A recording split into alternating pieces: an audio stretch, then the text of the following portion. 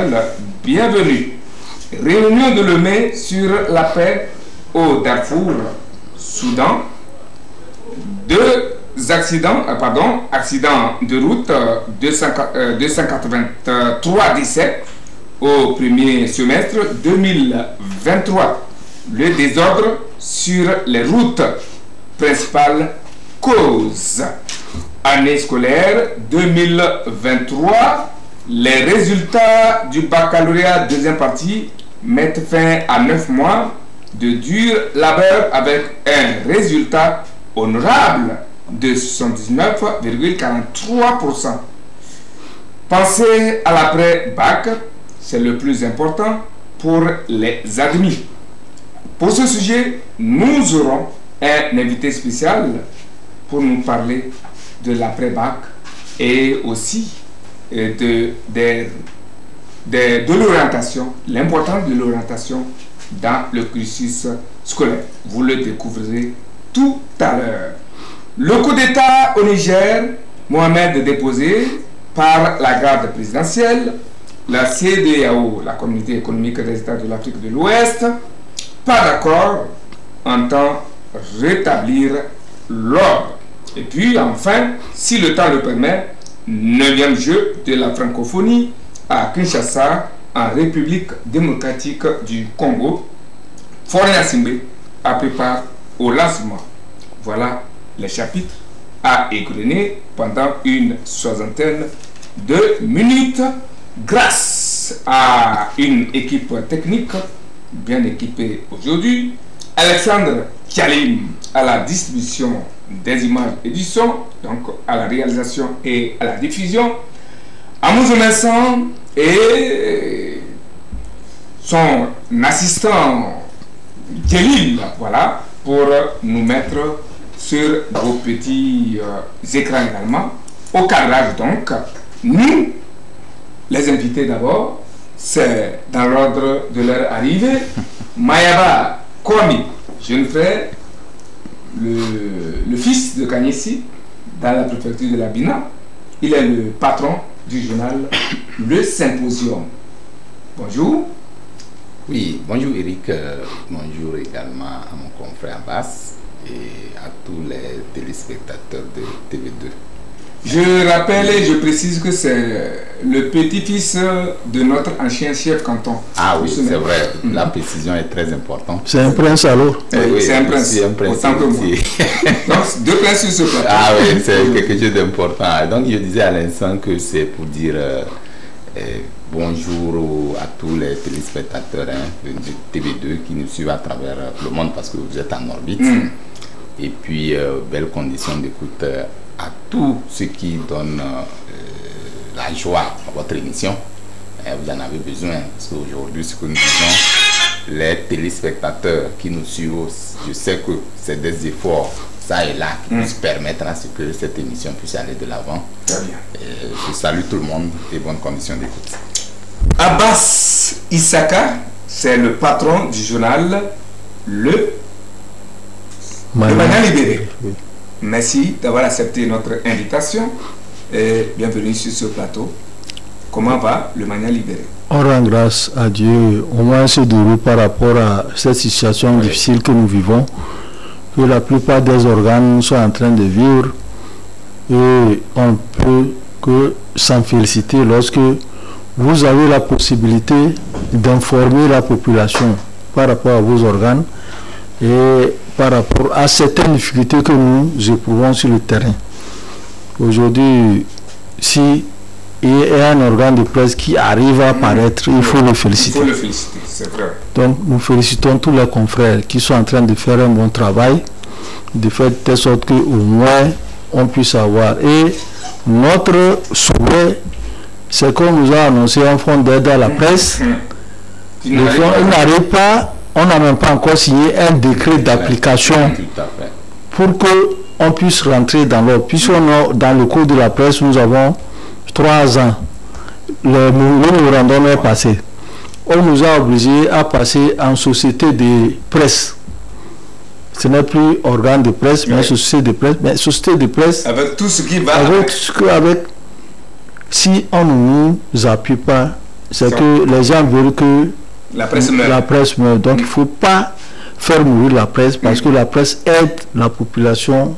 Nous sommes un intermédiaire entre le gouvernement et la population. Si on n'est pas là, les gens ne sauront pas ce qui se passe. Donc je vais saluer ceux-là qui sont en train de nous écouter actuellement et de nous suivre. Et qui nous suivent, les internautes et ceux qui nous suivent sur les antennes locales, tout ça là. Et je remercie, je vais féliciter également vos techniciens et à Mouzou qui sont là. À Mouzou qui sont là. Si sans eux là, nos voix ne vont pas porter. On va bavarder. On va bavarder pour rien parce que c'est eux qui font porter nos voix pour que les gens nous suivent. Merci beaucoup. Nous sommes là pour vous servir. La surprise aujourd'hui, c'est qu'il y a quelqu'un qui est venu rien que pour les élèves, les étudiants et ceux qui veulent s'insérer dans la vie active après leurs différents diplômes. Vous allez le découvrir au moment opportun. Je me garde de... Voilà, vous allez le voir grâce à la magie de la technique en attendant qu'il revienne. Et lui, c'est Paou Batana. Et il est formateur des formateurs et puis président, directeur général d'un institut de l'enseignement supérieur, IPNET, c'est bien IPNET. Vous allez en savoir plus tout à l'heure quand il va venir.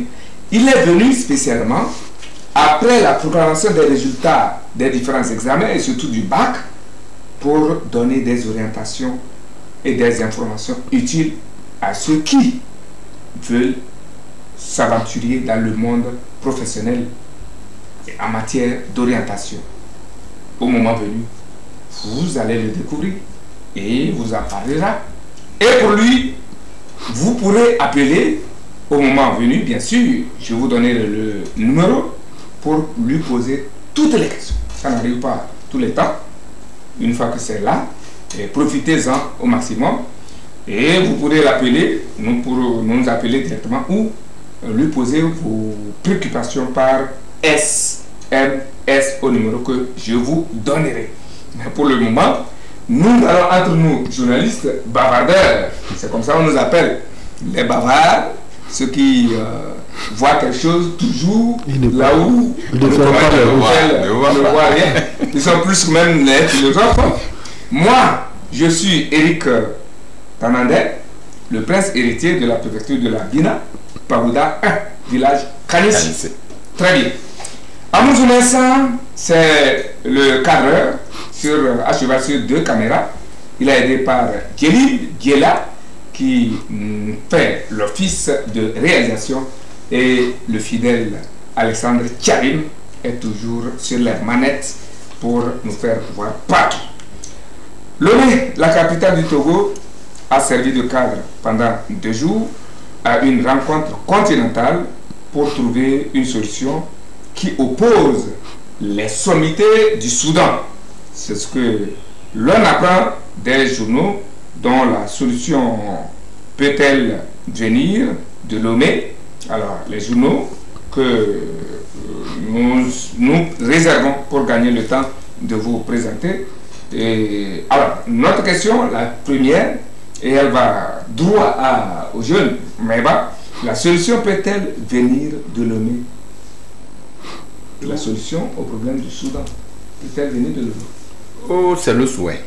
C'est le souhait parce que aujourd'hui, quand un pays dit, on dit un pays en crise, en conflit, en guerre, ça doit être une préoccupation majeure pour l'ensemble des pays qui partagent le même continent, le territoire. Même au-delà du même continent.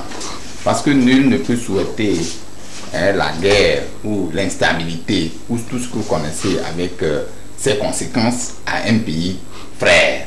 Donc si Darfour ou Soudan a choisi Lomé comme cadre pour trouver des palliatifs à leurs problèmes, je pense évidemment qu'il faut que nous mettions dans la dynamique, nous nous inscrivions dans la dynamique pour aider à ce que les accords de Lomé puissent aboutir et trouver éventuellement des solutions.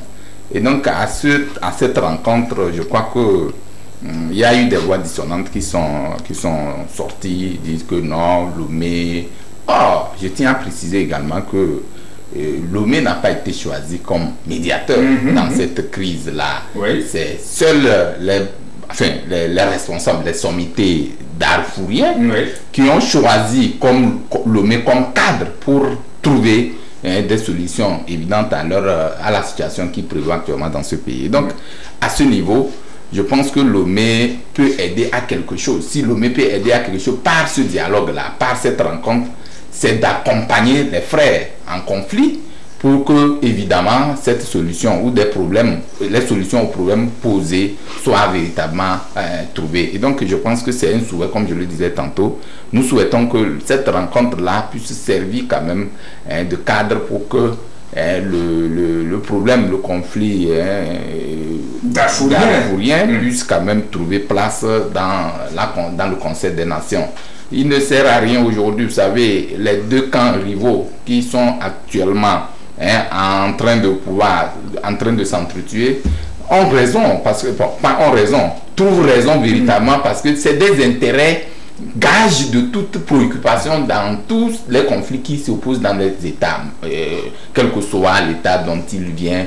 Si deux positions, deux camps rangés, on peut les appeler comme ça, les belligérants, quand ils sortent là, c'est parce qu'ils motivent ce conflit-là. Maintenant, pourquoi la guerre? Pourquoi est-ce que nous allons chercher toujours à être toujours dans cette infernale guerre? Puisque nous connaissons comment le Soudan a depuis longtemps connu des crises dans ce pays. Le pays a connu d'éventuelles crises, de beaucoup de crises, et que la guerre au Darfour aujourd'hui n'a pas daté d'aujourd'hui. Donc je pense que nous allons être dans les prières, les accompagner. Si c'est vrai que nous ne sommes pas des acteurs directs, mais nous pouvons. Lomé peut quand même, à partir de cette rencontre, donner des points de vue pour que les parties en conflit puissent véritablement s'imprégner dans la dynamique de résolution de cette crise-là. Et donc c'est une bonne guerre. Et nous souhaitons qu'il y ait quand même que la paix au Soudan puisse venir de Lomé. Alors, Abbas Issaka, pourquoi Lomé pour chercher des solutions aux problèmes du Soudan, alors qu'on dit que le linge sale se lave toujours en famille? Pourquoi avoir choisi Lomé pour chercher des solutions aux problèmes d'un pays qui a des milliers de kilomètres de Lomé? Oui, effectivement, tu l'as dit tout à l'heure, Lomé est loin de Darfour. Oui. Lomé est loin du Soudan. Il y a des frontières qu'il faut dépasser avant d'arriver à Lomé. Mais je voudrais qu'on fasse tout à l'heure, qu'on fasse un amalgame qui est en train de se... Lomé n'est pas un médiateur. Très bien. Le gouvernement togolais n'est pas un médiateur. La médiation est en train de se faire ailleurs, sous l'initiative des États-Unis, en Arabie Saoudite. Comme les gens n'arrivent pas à s'entendre, Lomé a offert seulement son sol, le cadre, pour que les protagonistes s'entendent et trouvent. C'est pour ça qu'on appelle ça un cadre de consultation. Les gens vont se consulter pour trouver des solutions à l'avance et qu'on les envoie au niveau des médiateurs qui sont en Arabie Saoudite sous la médiation des États-Unis. Le cadre ou le sol que le Togo a offert, c'est de permettre aux protagonistes de s'entendre. Et quand vous allez voir, le pays est en guerre depuis des années, il y a des morts, des milliers de morts, il y a des déplacés qui sont là. Des gens ont occupé l'aéroport qui permet de faire transiter les besoins alimentaires. Donc aujourd'hui, avec la consultation au niveau de Lomé, on a pu faire appel à ceux qui sont là, qui ont occupé l'aéroport où le besoin humanitaire, c'est-à-dire les vivres et autres devaient arriver à ceux-là qui se sont déplacés. On a fait appel à ceux-là pour dire qu'il faut permettre, libérer l'aéroport pour qu'on puisse au moins aider les gens en cas de besoin humanitaire, puisque ça devait passer par le Tchad et arriver, et ils ont accepté. Donc déjà, le problème de couloir humanitaire a été réglé à Lomé. Deuxième point, c'est le sultan qui est parti en exil et qui est au Tchad, il faut lui permettre aussi de revenir. Et à Lomé, on a pu discuter de tous ces points-là. Et on dit qu'il peut revenir. On va organiser son arrivée pour qu'il n'y ait pas de passé. C'est la première fois qu'un sultan, il y a une guerre. Une guerre qui a fait renvoyer un sultan au niveau du Soudan. Donc, le monsieur peut revenir à partir de Lomé. Mais que les gens ne disent pas que Lomé est là pour être et que médiateur, que nous n'avons pas encore balayé notre maison, on va aller balayer les maisons des autres. Et même si c'est ça, est-ce que c'est une mauvaise chose? C'est pas une mauvaise chose. C'est la diplomatie togolaise qui est gagnante. Il faut permettre aux gens, nous on a dit, on vous offre notre cadre, discuter entre vous, trouver des solutions qui sont urgentes. Et les décisions qui sont urgentes, nous les avons mis dans notre parution de la dernière fois, c'est le retour du sultan, le couloir humanitaire qui a été tracé pour que les réfugiés qui sont partis du sang puissent avoir quelque chose à se maintenir. On ne peut pas dire que les gens sont en train de se battre, on tue les gens et d'autres sont allés en exil. Ils n'arrivent pas à trouver l'argent et le moyen de se nourrir. Or, il y a les volontés qui sont là pour les aider à se nourrir, mais un aéroport est bloqué et l'aéroport n'arrive pas à permettre aux gens de se nourrir. Donc, aujourd'hui, avec la réunion de Lomé, les consultations déroulées, on a pu trouver aussi au moins le couloir humanitaire afin de permettre à ceux qui sont déplacés là de pouvoir se nourrir. Donc, je pense que c'est le nom, mais qu'on enlève de la tête que le Togo est médiateur. Le Togo n'est pas médiateur. Le Togo a fait seulement son cadre. Entre les protagonistes, venez discuter, trouver des briques de solutions qu'on va proposer aux médiateurs qui sont en Arabie Saoudite. Oui, je voulais ajouter quelque chose à ce que le confrère disait tantôt. Je pense bien qu'il faut lever l'équivoque. Quand on parle de cadre que Lomé a servi pour des discussions de ces belligérants-là, il est important de le noter. Parce qu'aujourd'hui, il y a une spéculation inouïe dans la tête des Togolais qui pensent que le Togo fait la médiation entre le Darfour et les belligérants, enfin, les différents protagonistes. Voilà. Aujourd'hui, ce n'en est pas là.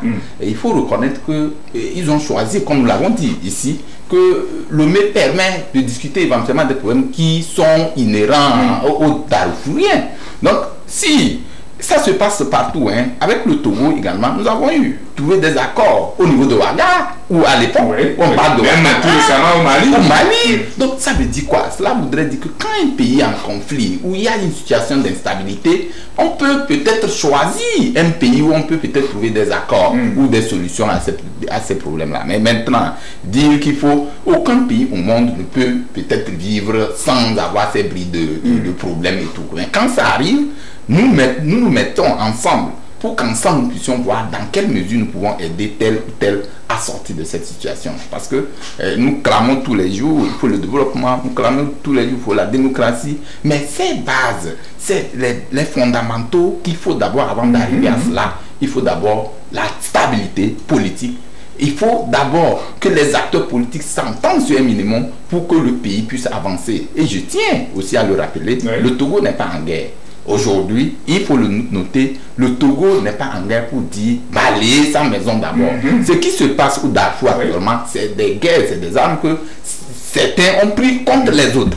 C'est différent de la situation qui provoque dans chaque pays. Je ne parle pas du Togo seul. Quand on parle de crise humanitaire, enfin crise économique et tout, je crois que c'est une crise mondiale qui épargne et chaque pays gère ces problèmes-là au cas par cas. Donc, il est important de faire comprendre aux uns et aux autres que l'effort, le cadre, pourquoi Lomé, d'aucuns poseront la question, pourquoi Lomé? Bon, peut-être dans le diagnostic de ces politiques, de ces sommités, ils ont trouvé qu'il peut y avoir la stabilité là-bas pour en discuter. Et donc, il faut saluer, comme Abbas le disait tantôt, la diplomatie togolaise a joué beaucoup vous savez, le règlement des conflits dans la sous-région, le Togo est un champion.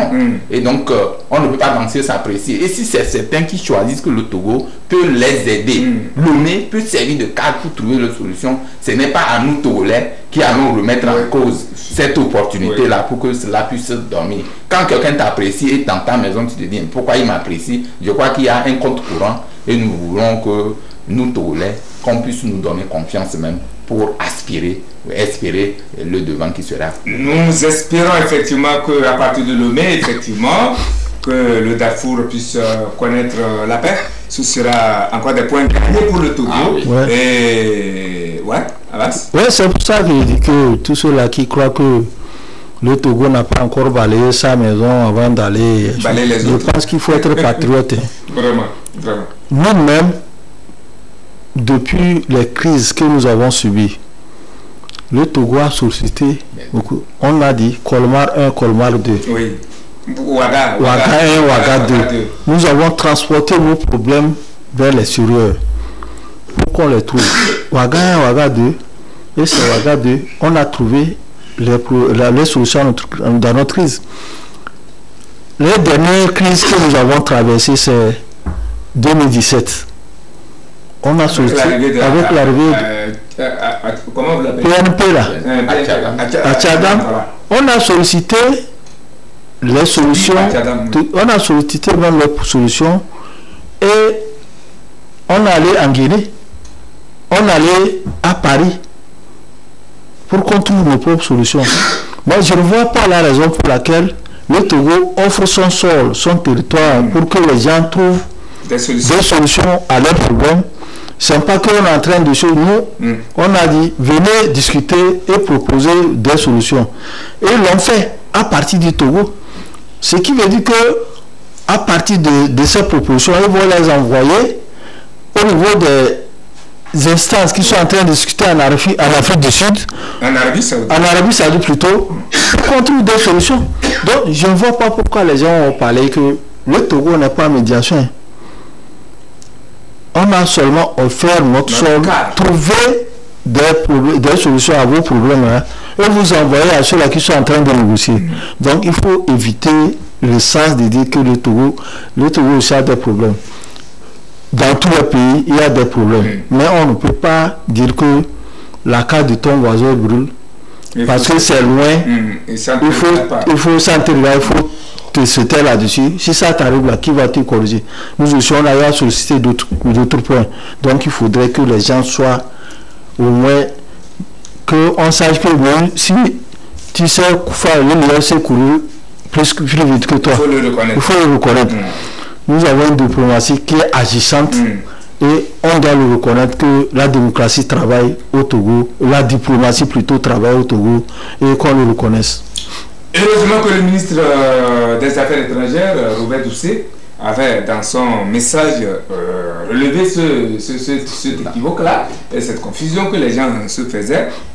Il avait bien clairement dit que le Togo n'est pas médiateur, mais il offre son cadre. Et c'était quand même de bon ton que le chef de l'État qui accueille, dont le pays accueille la rencontre, puisse présider l'ouverture, à ne pas confondre. Oui, mais Eric, il faut noter qu'aujourd'hui, cette confusion-là n'est pas née simplement parce que les gens pensent que c'est l'information qui est sortie avant même la rencontre de Lomé qui a permis aux confrères. Et ces informations venaient. En fait, c'est ça la question. La question fondamentale. Comment est-ce que cette information a été traitée? Parce que quand vous voyez les articles que certains de nos confrères ont écrits, vous allez constater qu'on dit Lomé la médiation. Vous voyez déjà, donc quand l'information est celle comme ça, dans la masse, elle crée de la confusion. Donc il a fallu que le ministre des Affaires étrangères vienne recadre les choses. Donc je ne sais pas, comme vous l'avez dit, de qui est cette information de médiation du Togo avant que ça ne soit sur la place publique. Donc je crois que la toile. Donc je pense qu'il fallait recadrer les choses avant de donner l'information qu'il faut à la population. Même si le Togo fait la médiation, ce n'est pas un mal dans tous les cas, il faut le reconnaître. Le fait de dire je fais la médiation pour qu'une solution soit trouvée à un problème n'est pas, à mon avis, une mauvaise chose. Mais d'aller dans les choses telles qu'elles sont. Effectivement, aller dans les critiques stériles, c'est ça qui ne nous arrange pas. Nous allons vivement souhaiter que pour des prochaines fois, quand on veut donner information, il faut que ce soit celle-là et juste faire il faut aller à la source d'abord, avant que cette information ne peut pas créer de la psychose dans la tête des uns et des autres. Qu'on dise que le Togo fait la médiation et maintenant, lors de cette rencontre, que le ministre soit il trouve que ce n'était pas l'information qu'il fallait donner et qu'on trouve pour venir faire de la machination, je pense. Et surtout que le Togo fait de la médiation, c'est une chose, d'ailleurs une bonne chose, mais que les gens trouvent que le Togo n'a pas fini de résoudre ses problèmes et veut chercher à résoudre les problèmes d'autrui. Là, nous avons exagéré dans nos... On a exagéré. On a beaucoup exagéré. On n'a pas été patriotique dans le traitement. C'est pour cela dans nos traitements d'information. Je vous ai suivi sur j'ai lu votre journal aussi. Vous n'avez pas été tendre contre il faut rapprocher les confrères. Il faut approcher les sources pour savoir, parce que il ne s'agit pas de dire que... Il faut savoir qu'il y a une médiation qui se déroule quelque part. Il faut s'informer. Il faut s'informer. Donc on ne peut pas balancer les informations comme ça. Jusqu'à la dernière, il y a certains qui parlent de médiation. Ce n'est pas une médiation. Le Togo ne fait pas une médiation. On a offert notre cadre seulement pour dire venez vous entendre et vous envoyer les résolutions de ce qui s'est passé ici au médiateur. Et c'est bien normal que nous qui vous accueillons, nous vous souhaitions la bienvenue. Le Togo a aussi eu des problèmes. On est allé solliciter des gens qui sont venus aussi, qui nous ont donné des instructions. Oui. On a pu régler certains problèmes. Voilà, donc fini l'amalgame et puis la polémique autour de ces 2 jours de rencontre, et nous prions effectivement que solution soit trouvée au Soudan, au problème du Darfour, et que la paix revienne dans ce pays. Autre sujet à grainer dans cette messe, 283, c'est le nombre d'âmes perdues sur nos routes dans 3286 accidents au premier semestre de cette année contre 3818 à cette même période de l'année passée, 2022 donc. 283 décès contre 347 en 2022 à Basse. Disons globalement qu'il y a eu moins d'accidents et de décès cette année que l'année passée, mais que ce n'est pas la fin du calvaire. Je pense que ça, c'est le résultat officiel qui a été publié par le ministère de la Sécurité. Il y a des chiffres qui sont là, qui ne sont pas enregistrés par le ministère. Ça, c'est ce qui est arrivé au niveau du ministère, au niveau de l'hôpital où on transfère les gens. Mais il y a des accidents qui se passent dans les coulisses, dans les villages et autres là. Est-ce que c'est enregistré? Ça, c'est ce qui est enregistré, le ministère nous a donné. C'est officiel, on dit chiffre officiel. Mais officieusement là, qu'est-ce qui s'est passé derrière? On n'a pas vu ça. Des gens qui font des accidents et que la police n'arrive pas à venir faire des choses, des constats. Ils ne sont pas informés.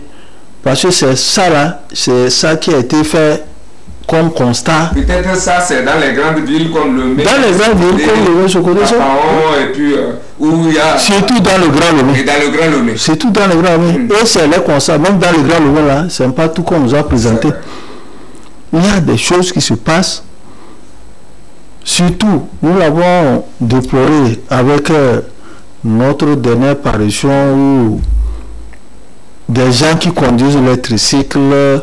Je vais revenir par rapport à ce dossier que vous avez consacré dans votre journal, mais l'avis de Meba également, par rapport à ces chiffres, m'intéresse. Oui. Est-ce que, bon, il y a baisse. Oui. Est-ce qu'on va applaudir? Oui, on va applaudir des 4 membres. Oui, mais ce qu'il faut noter, c'est qu'à partir de ces chiffres, c'est des chiffres officiels, comme nous l'avons reconnu. Que ce soit cette année ou l'année dernière, c'est des chiffres officiels. Et nous sommes aussi d'accord que ce n'est pas tout qui est pris en compte. C'est-à-dire quand on parle des chiffres officiels, c'est ce qui a été présenté qu'on nous présente. 300 et quelques l'année dernière contre 200 et quelques cette année. Je crois que nous constatons qu'il y a une amélioration dans le fonctionnement ou dans le processus de sécurisation ou de sécurité routière. Et donc, alors, est-ce que possible s'en réjouir? Dans un premier temps, oui, mais ne pas s'arrêter là. Parce que des actions qui ont été entreprises par le gouvernement, en l'occurrence le ministère de la Sécurité, dans le cadre de la sécurisation de la sécurité routière, elles sont d'une grandeur qu'on ne peut pas aujourd'hui oublier. Et il faut dire que des mesures, même elles ne sont pas draconiennes comme nous le pensons, ont été prises. Mais aujourd'hui, c'est de dire quoi? Le réseau routier est en train de prendre quand même de grandir. Il y a aussi les mesures qui doivent accompagner ce réseau-là pour que nous puissions adapter. Parce qu'on n'aura pas zéro, zéro décès, il n'y en aura pas. Mais le souhait, c'est de faire tout pour limiter justement les cas d'accident que nous avons sur nos routes-là. Alors, ça c'est l'implication, pas simplement l'implication du gouvernement ou du ministère, mais c'est l'ensemble de la population togolaise qui doit s'impliquer dans cette dynamique-là pour que véritablement des solutions soient trouvées. Maintenant, d'abord même quand tu fais un accident, tu décèdes d'abord pour toi et ta famille, avant que même un apport extérieur, externe ne puisse t'arriver. Donc nous devons prendre conscience de tous ces enjeux-là et dire véritablement qu'à un moment donné, ce qu'on appelle la sécurité routière, ce qu'on appelle le code de la route, ce qui concerne tout ce qui enveloppe le réseau routier nous concerne. Et donc dans ce cas, il faut véritablement que nous fassions l'effort de respecter ce qui est recommandé. C'est vrai, la population croit, c'est vrai, l'effort est fait au niveau des routes, mais également on constate plus de décès. Donc allons-y vers la prévention routière, parce que cet aspect est très essentiel, parce qu'il y a plusieurs associations qui se créent dans ce sens-là pour limiter les accidents. Maintenant, qu'est-ce qu'on en fait de toute cette panoplie d'organisations qui se créent dans ce sens-là, et pour éviter ou amener ou apporter quand même donner leur rapport, donner leur rapport dans le sens de lutter ou d'éviter le pire qui doit limiter, pas éviter mais limiter justement. Donc je pense que c'est une question qui intéresse tout le monde, mais d'ores et déjà il faut quand même nous donner les b.a.-ba. Comment faire pour que nous ne puissions pas être victimes de la route?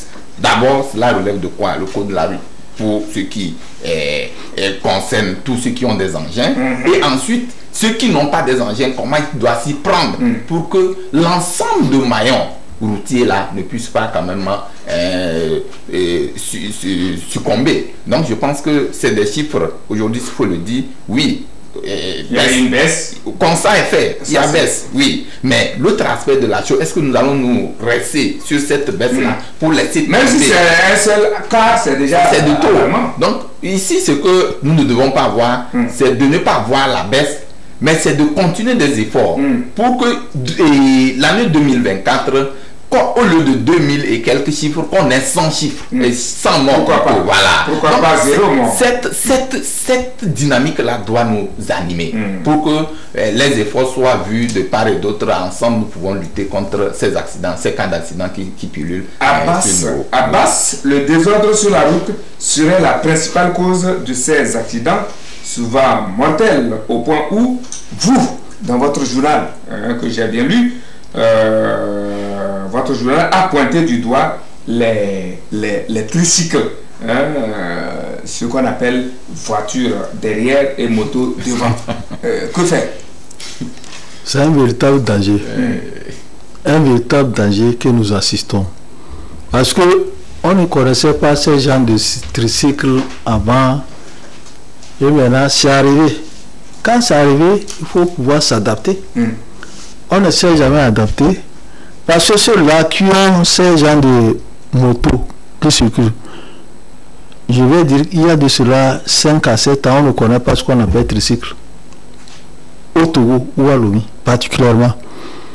Mais c'est arrivé, on dit bon, c'est l'évolution qui est en train d'être passée. Mais ceux-là qui sont chargés de leur conduire, parfois tu les vois, ils se considèrent comme moto. Or, souvent quand tu vois le gabarit, ce n'est pas une moto, c'est une voiture. Quand ils veulent effectuer un dépassement, ils chargent même plus que les taxis, hein. Eux autres, leur chargement là, on ne peut pas en parler. Le chargement. Ceux-là, les accidents qui se produisent, même à l'intérieur du pays, vous allez le voir. Dans les villages. Dans les villages, c'est-à-dire, il va mettre les planches. On ne le voit pas. On ne le voit pas. Il a avalé. Et le problème, c'est que le fabricant de ces tricycles-là n'a pas prévu les rétroviseurs. Oui.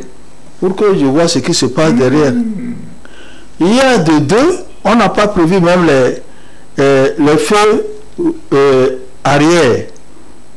Pour signaler Que la nuit là, c'est lui qui est devant.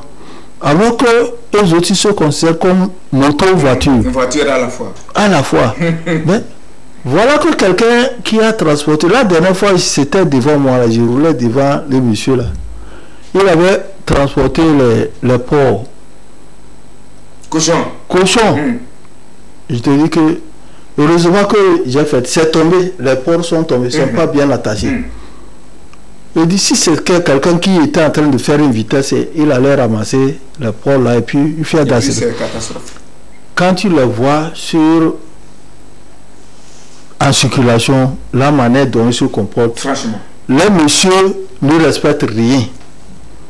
Il ne respecte même pas parce que quand il engage, c'est lui qui doit passer. C'est comme il a la priorité. Hein.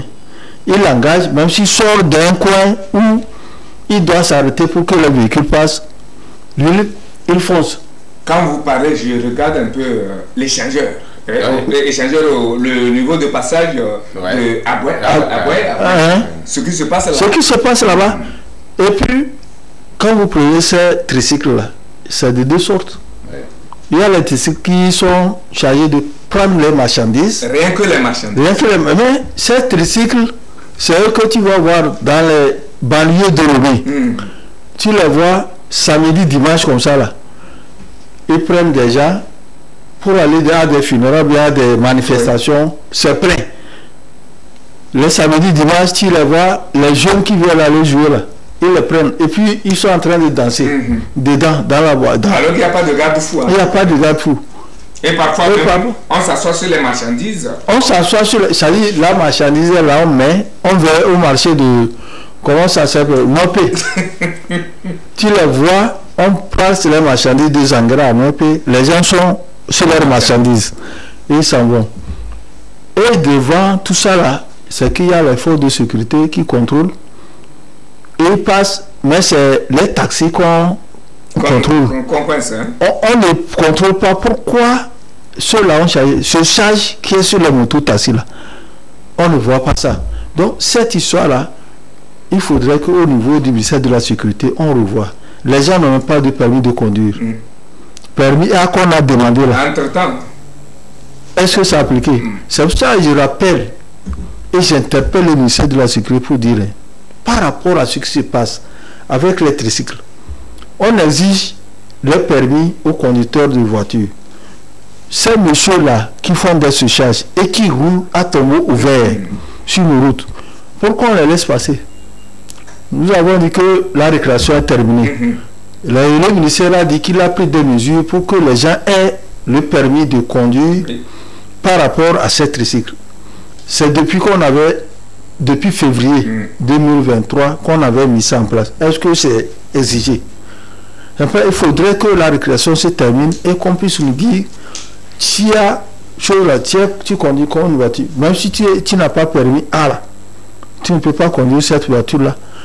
Et c'est ça qui crée des...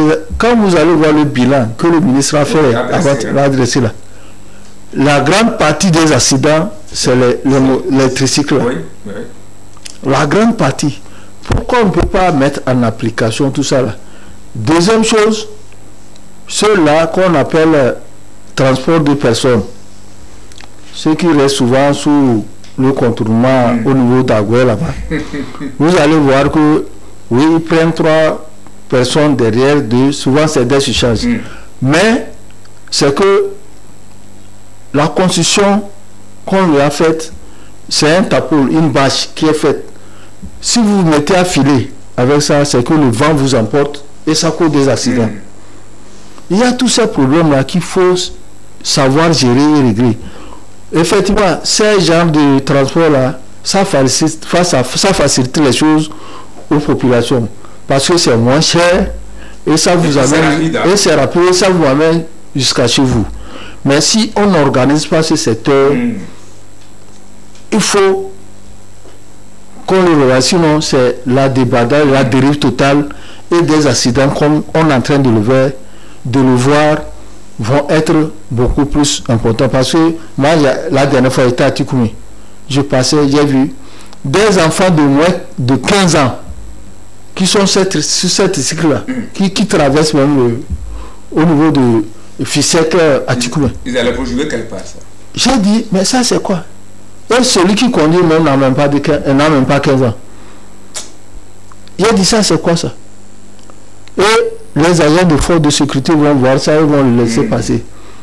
Je pense qu'il faudrait réorganiser ça, parce que quand au départ on parlait des émigrants, quand c'est sorti dans les années 90, les gens ont combattu pour que ça ne soit pas là, mais c'est des accidents qui se produisent. Aujourd'hui, tricycle, on a pu réorganiser Zemidja avec des lois, et il y a des sociétés de Zemidja, les compagnies là qui donnent des motos. Il faut qu'on organise les tricycles pour qu'on n'ait plus des accidents comme on le voit aujourd'hui. D'accord. Mais là, que fait-on des mesures que les autorités ont toujours prises contre certains comportements comme la surcharge, l'alcool, on nous avait parlé de l'alcomètre, la cotesse, le port de casque, pour ne citer que cela. Oui, dans l'ensemble de ces mesures, je crois que c'est le port de casque comment l'appelle-t-on? Respecté. Respecté, oui. Aujourd'hui, le reste, non, c'est quand vous voyez le problème de l'alcotesse. C'était sorti, on en a entendu parler. Combien de personnes il y a eu ce texte-là où on puisse avoir des résultats? Non, non. Je crois qu'aujourd'hui, c'est vrai qu'on prend des mesures qui puissent arranger la population, même si les gens estiment que ces mesures sont trop corsées. Je crois que c'est pour le bien-être de la population. Mais également, ces mesures ne sont pas mises en application. C'est-à-dire que les mesures que l'autorité prend à l'encontre de la population pour les aider ne sont pas, comment on appelle, on n'arrive pas à les appliquer. Et ça fait que les gens se disent, mais par rapport au permis de conduire dont le confrère parlait tantôt, catégorie A, est-ce que quelqu'un, depuis qu'on a dit que la date victoire, la date de l'aide de mise en application a été donnée, mais depuis là, l'être morte. Donc nous disons que les accidents, on peut les limiter, hein, c'est vrai, on peut les limiter, sauf que on dit souvent, pour faire les omelettes, il faut casser les œufs. Il faut casser les œufs. Les gens trouveront que c'est trop dur, mais c'est pour corriger quelque part. Ailleurs, je crois bien, même au Nigeria, avec ce dont nous sommes en train de parler, le gouvernement a pris des décisions pour dire non, plus jamais les tricycles sur son sol. Aujourd'hui, il n'y en a pas. Quand vous allez au Nigeria, selon les informations que nous avons, ils ne font plus, ça veut dire que vous n'allez plus avoir un flux de tricycles sur les routes comme ça. Donc, l'État a refusé cela parce que ça crée plus d'accidents que ça arrange. Donc, qu'est-ce qu'il faut faire? Nous ne disons pas qu'il faut les interdire, mais comme nous le disons, il faut réorganiser le secteur. Il faut réorganiser le secteur parce que chaque pays vit une réalité. Et il faut sévir. Hein? Il faut sévir. En organisant le secteur, c'est de prendre des mesures qui puissent quand même cadrer ce réseau-là pour que cela ne puisse pas nous apporter des dérives. Hein, parce que les tricycles, quand ils sont là, les surcharges et tout, aujourd'hui, même les gens, pour faire même le déménagement, n'ont pas besoin des véhicules adaptés. Donc, ça veut dire que c'est les nuits ou n'importe quelle heure que ces tricycles-là viennent, ils font des surcharges de nuit. Et donc, vraiment, on ne peut pas supporter. Mais voilà la réalité. Nous souhaitons, avec ce dont nous sommes en train de parler, l'autorité va quand même prendre en considération et trouver des Nous comptons beaucoup sur le ministre de la Sécurité qui fait toujours bien son travail et qui veille au grain pour que les chiffres diminuent d'année en année. Eh bien, c'est sur ce sujet, nous ne pouvons que vous souhaiter, vous dire merci aussi pour vos analyses. Quelque chose à ajouter? Quelque chose à ajouter. Juste 30 secondes. Oui, pour féliciter le ministère de la Sécurité dans sa communication de la dernière fois. Il a dit qu'il y aura une opération feu tricolore. Oui, oui. Feu va démarrer la semaine prochaine. 1er août. 1er août prochain. Au 31 juillet, ça démarre. Il ne faut pas que ça reste lettre morte. Mais elle l'a dit tout à l'heure, on prend des décisions qui ne sont pas suivies. Alcotest, on a pris, ça n'est pas suivi. Problème de permis, il n'y a pas, ça ne suit pas. Aujourd'hui, on annonçait le casque pour les passagers aussi. Ils ont arrêté. Ils ont arrêté. Donc, aujourd'hui, quand on parle d'opération feu tricolore, que ça soit effectif et qu'on mette en place le dispositif vraiment, parce que quand tu arrives au niveau du feu rouge, franchement, toi tu gares parce qu'il y a feu rouge. Quelqu'un a failli me coigner par derrière parce que moi j'ai voulu respecter le feu. Lui fait pression derrière moi avec klaxon, je me suis arrêté. Il fait le forcing. Il a fait le forcing. Moi, ma fille a été victime de ça. Il y a feu rouge au niveau de l'Oméga. Elle s'est arrêtée, étudiante. Mais quelqu'un est venu la ramasser. Il est parti. Donc il faudrait que ce dispositif soit mis en place pour que au moins une fois on dise qu'on a respecté. J'ai vu des associations qui se mettent là au niveau des feux rouges pour dire sensibiliser les gens. Si au niveau de la police ou bien du ministère de la Sécurité, on n'a pas les moyens. Il faut financer ces organisations. Il faut les encourager. Pour qu'ils mettent, parce que j'ai vu même au niveau des feux rouges, il y a à certains endroits, dès que le feu jaune s'allume là, respecter, arrêter, pour ne pas créer des accidents. Feu jaune. Oui. Ou orange. Feu orange. Accès au feu rouge. Respecter ça pour éviter des accidents en route. Parce que quand toi tu veux forcer, l'autre aussi veut quitter. Donc il faut qu'on se voit, qu'on se dise que quand je sors de la maison, je vais prier pour que je n'ai pas de problème. Je retourne à la maison de façon responsable. Je sors là, je prie que je revienne en sécurité. Mais quand tu sors à la maison et que tu dis que tu vas violer, si tu violes, parce que dans ces situations, j'ai vu la situation, on n'a pas parlé de permis de conduire, mais c'est les cas de violation de ces systèmes-là. Oui, le non-respect du code. Voilà. Nous espérons, nous comptons beaucoup sur le ministre de la Sécurité et celui du transport routier, oui. Qui ont toujours bien attiré l'attention des uns et des autres pour que vraiment cela soit respecté. Nous allons entamer maintenant un gros morceau et là nous allons inviter notre invité spécial que nous attendons, qui est là. Meba, vous allez céder votre place à notre invité. L'année scolaire 2022-2023 s'est achevée en toute beauté avec des fortunes diverses et très encourageantes aux différents examens. La deuxième moisson, la dernière moisson, a été celle du baccalauréat deuxième partie, qui a émerveillé plus d'un par le taux de réussite jamais vu dans l'histoire du Togo, surtout si on part de l'année 1992, 30,35%, 1993, 14,77% sous Tchakoza Tchali et Bamouni Moussa Baba, qui était chargé de l'enseignement technique. L'examen qui m'a fait mordre la poussière, le bac 1993, qui m'a fait mordre la poussière, et pour la petite histoire, 14,77% de réussite.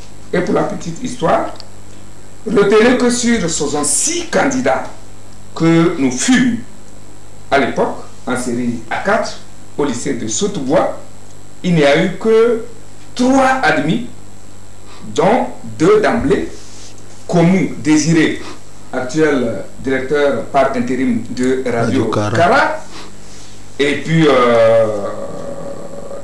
le colonel Dadio Grabako, qui a récemment prêté serment dans le corps du tribunal militaire, un nouveau corps créé là. Oui. Si je me trompe de nom, vous allez me recadrer. Les deux avaient réussi d'emblée quelque chose comme ça. Et à l'oral, en la personne de feu Badjonsim Koubagla, père à son âme, il n'est plus de ce monde. Voilà le bac 1993. Un bac. En 1994, bac auquel j'ai donc réussi 37,01%. 1995, 24,63%. 1996, 30,85%, etc., etc. 2022, 114,34%. Et 2023, cette année, 79,43%. Tout ça pour dire que les bacs se suivent, mais ne se ressemblent pas. Mon directeur, je vous représente, vous êtes Monsieur Batana Paoui, c'est ça? Paou, directeur général de IPNET Institute of Technology. Vous allez nous donner la définition complète tout à l'heure. Et puis vous êtes formateur. Bienvenue sur ce plateau qui s'honore. Merci Eric Tananda, merci de m'avoir invité cet après-midi. Oui. Que vous suggère tout ce que je viens de vous dire.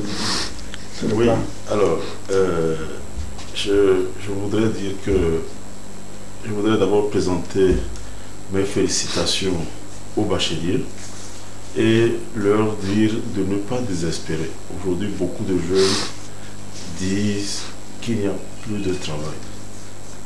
Mais moi, je suis d'un avis contraire. Ce que je dis, c'est que les gens n'ont pas les moyens pour se faire former correctement en vue d'accéder aux emplois qui sont disponibles. Je veux parler des domaines porteurs. Voilà. Donc, que les jeunes cessent de dire qu'il n'y a pas de travail. Il y a le travail. Mais est-ce que les gens ont les moyens pour avoir accès aux formations qui aboutissent à des emplois? C'est ça la question. Voilà, là, vous avez bien su dire les choses et c'est ce que les jeunes attendent. Et on dirait que c'est un enclos fermé qu'on a ouvert tout à l'heure et le bétail est sorti en masse. Ce bétail qui cherche le pâturage et tous ces milliers de candidats admis au bac en termes d'orientation professionnelle d'abord. Alors, où vont-ils aller se paître? Bon, idéalement, on réussit mieux dans les domaines connus. C'est qu'idéalement, on conseille aux gens de prendre un domaine qu'ils aiment parce que ce qu'on aime, on le fait avec passion, on a plus de chances de réussir. Mais quand le chômage est élevé, il faut ajouter un autre facteur. Est-ce que le secteur dans lequel je veux me faire former, est-ce qu'il y a des emplois dans ce secteur? Je pense que ça va être plutôt la question la plus importante. Et donc c'est pour ça que nous sommes ici, pour essayer d'éclairer les nouveaux bacheliers. Donc, pour éclairer les nouveaux bacheliers sur les secteurs où il y a réellement une très forte demande de diplômes. Justement, vous êtes le directeur général d'un institut supérieur de l'enseignement supérieur, IPNET. Oui. Voudrez-vous bien nous définir ce sigle-là et nous dire ce que vous donnez comme formation et à quoi peuvent s'attendre les étudiants sortis de cet institut? Alors, là, on dit IPNET. D'abord, c'est IPNET. Oui. Donc, IP, c'est la technologie sur laquelle fonctionne l'informatique aujourd'hui. Net, c'est réseau. Donc, les réseaux informatiques. En fait, ça veut dire que nous sommes une école spécialisée dans l'informatique. C'est pour ça qu'on appelle IPNET, Institute of Technology. Voilà. Maintenant, quelles sont les formations que vous Nous sommes proposez essentiellement dans l'informatique. Nous avons 7 licences en informatique et puis une licence en électrotechnique et énergie renouvelable.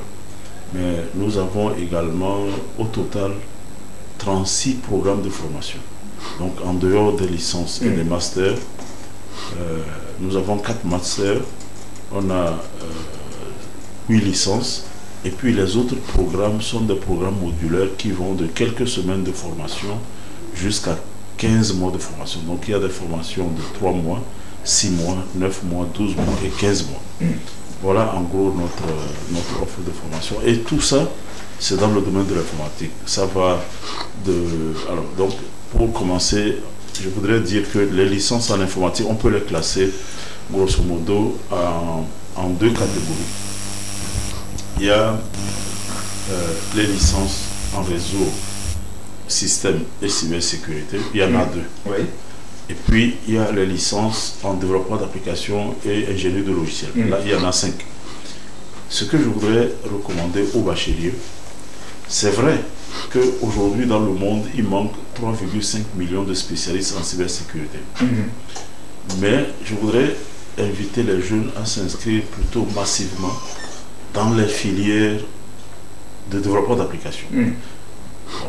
Parce que la raison est la suivante. Quand vous prenez les réseaux ou la cybersécurité, pour que les entreprises se mettent à vraiment vous pourchasser, il faut que vous passiez beaucoup d'examens internationaux. Mais ce qui n'est pas le cas pour les filières en rapport avec le développement d'applications ou l'ingénierie de logiciels. Alors, ça c'est la première raison. La deuxième raison, c'est que les filières de développement d'applications et ingénierie de logiciels ont plus de débouchés. Par exemple, qu'on fasse réseau, quelle que soit la spécialisation qu'on prend en informatique, les emplois c'est dans les administrations, les entreprises privées et dans les administrations. Mais pour ceux qui ont fait les filières en développement d'applications et ingénierie de logiciels, il y a d'autres débouchés. Par exemple, les incubateurs de start-up. Alors, les incubateurs de start-up, ce sont des entreprises particulières qui s'installent dans un pays lorsque la main-d'œuvre qualifiée est nombreuse. Là, il faut que les gens formés en informatique soient très nombreux, qu'ils parlent, qu'ils soient très bons en anglais. Et en ce moment-là, il y a une catégorie de nouvelles entreprises qui s'installent, qui les prennent pour les transformer en entrepreneurs. Et en général, ce sont les gens spécialisés en développement d'applications ou ingénierie de logiciels. Donc, les incubateurs de start-up. Alors que chez les incubateurs de start-up, le nombre de gens spécialisés en réseau, c'est peu. Ceux qui rentrent là-bas, c'est peu. Mais ils prennent essentiellement des gens qui ont fait le développement d'applications, d'accord, et ou bien qui ont fait la gestion d'autres domaines connexes, mais qui ont une passion pour le développement d'applications. Ça, c'est la première raison. Deuxième raison, il y a ce qu'on appelle les centres délocalisés de développement d'applications. C'est une nouvelle génération d'entreprises qui s'installent dans les pays, qui recrutent les ingénieurs. Dans quel pays? Nos pays? Oui, tout à fait. Par exemple, il y a un exemple de centre délocalisé de développement d'applications. Il y a Kernel, par exemple. D'accord. Bon, qu'est-ce qu'ils font? Ils s'installent dans un pays et ils recrutent les gens qui ont fait le développement d'applications et ils développent les applications pour exporter.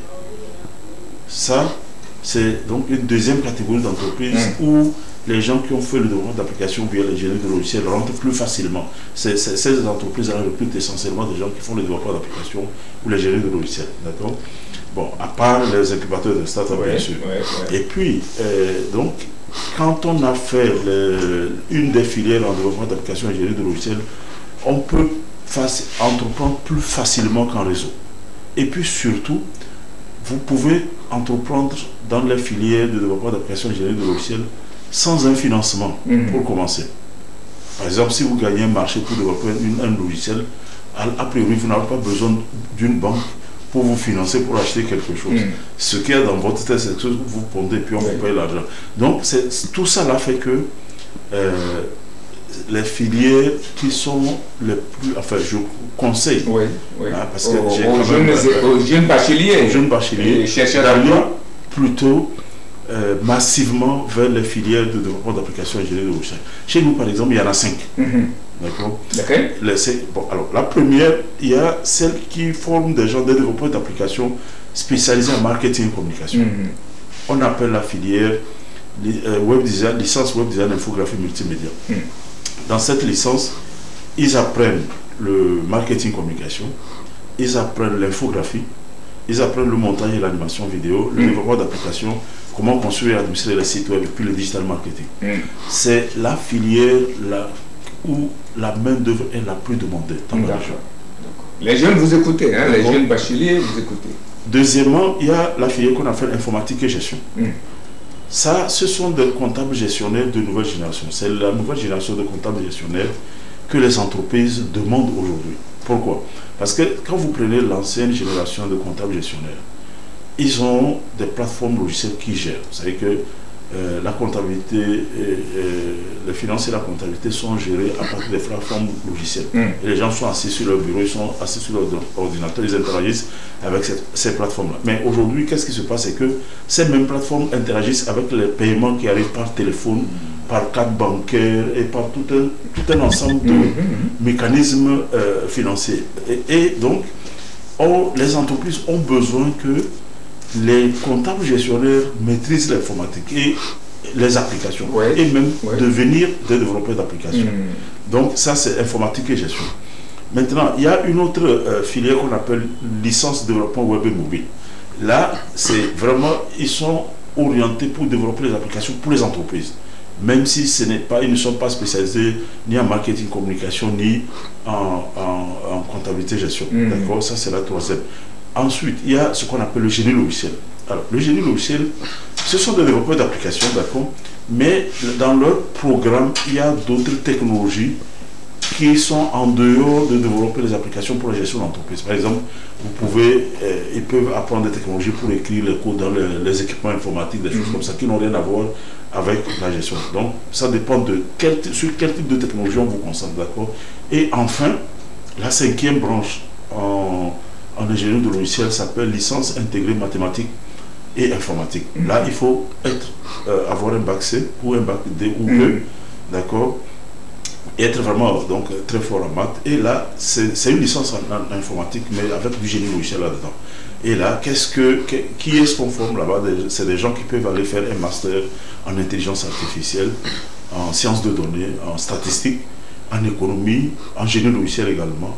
Voilà. Mais ça, là, vraiment, il faut des gens qui sont très forts en maths. Donc ça, c'est les filières en rapport avec le développement d'applications. Tous ces 5 filières-là, on appelle ça développement d'applications et puis ingénierie de logiciel. D'accord. Bon, maintenant, il y a les filières licence réseau, système et sécurité, et puis licence cybersécurité. Dans les deux cas, il y a de la cybersécurité, mais il y a plus de cybersécurité en licence cybersécurité, puis plus de développement d'applications. C'est quoi même la cybersécurité? La cybersécurité, c'est l'ensemble des sciences et techniques pour protéger les données dans les entreprises, pour assurer la confidentialité, l'intégrité. Okay. Les banques en ont besoin. Hein? Toutes les entreprises, même vous qui êtes ici, vous avez besoin d'être protégés. C'est-à-dire qu'il faut garantir la confidentialité de l'information. C'est-à-dire c'est des spécialistes qui sont là, dans les entreprises, dans les administrations, pour assurer la confidentialité de l'information. Si vous avez un compte à Ecobank, vous ne voudrez pas que n'importe qui puisse aller, enfin, parmi le personnel, que ce ne soit pas tout le monde qui puisse avoir accès pour savoir combien vous avez sur le compte. Ça, c'est la confidentialité. L'intégrité. Si vous avez stocké une information, je vais dire, vous avez un compte dans une banque, vous ne voulez pas, si vous avez, je vais dire, 1 million, vous ne souhaitez probablement pas que quelqu'un aille faire une manipulation pour réduire votre argent à 200 000 par exemple. Ça, c'est surtout avec l'arnaque et tout ça. Et maintenant, il y a la disponibilité. Donc, la disponibilité, c'est que il faut prendre des mesures pour que quand on a accès, on a besoin d'accéder à une information, il faut qu'on y accède. C'est un domaine extrêmement vaste. Vous pouvez avoir plusieurs dizaines d'enfants. tous spécialistes en cybersécurité, mais tous différents. C'est un domaine extrêmement vaste. Hein? J'ai su si les gens... Et ça se passe à IPNET. Hein? Exactement. Aujourd'hui, nous avons une convention de partenariat avec l'Institut canadien de cybersécurité. C'est un organisme d'État. Okay? Nous avons une convention de partenariat avec eux. D'accord? Donc, c'est pour dire qu'on est quand même à un niveau très très élevé. Et je voudrais dire, et je peux vous dire, les jeunes qui ont envie de se battre, qui veulent réellement se battre, il faut qu'ils s'inscrivent dans l'informatique. Et ce qui est bien en informatique, après avoir exercé quelques années, si l'informatique ne vous intéresse plus, vous pouvez faire une étude en finance. Et là, vous devenez un incontournable parce que si vous maîtrisez l'informatique et les finances, vous devenez un incontournable parce que dans les entreprises, vous allez être, par exemple, normalement, quelqu'un qui maîtrise les finances et il est informaticien, il a plus de chances de devenir directeur informatique que quelqu'un qui ne connaît que la technologie. Vous comprenez? Donc, il faut que les gens cessent de dire qu'il n'y a pas de travail. Aujourd'hui, les gens arrivent d'Amérique du Nord, d'Europe, pour recruter directement des informaticiens dans nos pays. Ils leur achètent des billets d'avion, ils arrivent, ils ont le logement et ils commencent le travail. Parce qu'en Occident, même l'Occident manque d'informaticiens. Okay? Parce que la population vieillit et elle diminue en nombre. Donc déjà, il y a un besoin très important dans nos pays africains. Deuxièmement, aujourd'hui, beaucoup d'entreprises dans les années qui vont venir, dans les pays africains, vont perdre leurs informaticiens parce que les gens vont partir vers... à la retraite. Ouais. C'est que vous êtes... Il y en a qui vont mourir. Non, pas à la retraite. C'est-à-dire que vous êtes formé en Afrique et les gens vous appellent, les gens vous recrutent depuis l'Europe. Ah oui, on va... Ça, c'est un phénomène nouveau. Oui, c'est vrai. C'est un phénomène nouveau. D'accord? C'est pour essayer d'expliquer aux gens pourquoi il va y avoir une très forte demande de main-d'œuvre qualifiée en informatique dans les années qui vont venir. Donc, il y avait déjà, du fait de la révolution numérique, c'est que tout le temps à s'informatiser, tous les secteurs. Tout le temps s'informatiser, tous les secteurs. Donc, avec la digitalisation. La digitalisation. Je vois actuellement le gouvernement togolais a lancé un projet de plus de 20 milliards pour donner l'identité numérique à tous les citoyens. Plus de 20 milliards. Normalement, ça va générer beaucoup d'emplois indirects. Oui, parce qu'il faut des gens. Il faut des gens pour travailler sur tout ça. 20 milliards. D'accord? Beaucoup d'emplois indirects. D'accord? Donc, il y avait déjà un besoin en informaticien au Togo et dans la région et dans le monde. À cela vient s'ajouter deux phénomènes nouveaux.